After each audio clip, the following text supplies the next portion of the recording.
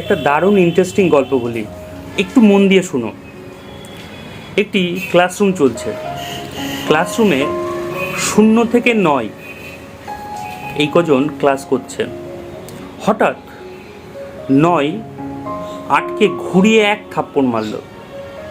তো 8 বলল, তুমি আমাকে থাপ্পড় মারলে কেন?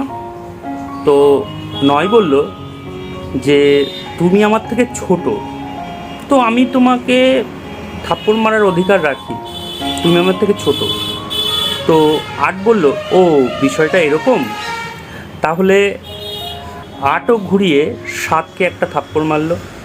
7ও 6কে, 6 5কে, 4 3কে, 3 2কে, 2 1কে। এবার 0 বলছে আমি তো সবার ছোট।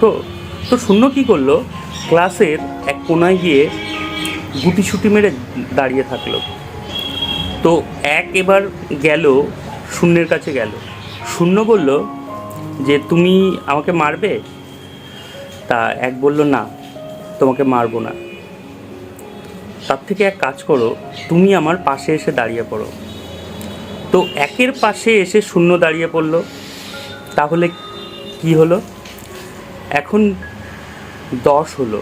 তো ক্লাসে এখন সব থেকে বড় কে? 10। তো আমরা সকলেই যারা আমাদের থেকে ছোট তাদেরকে শোষণ করে যাচ্ছি, অনেকেই।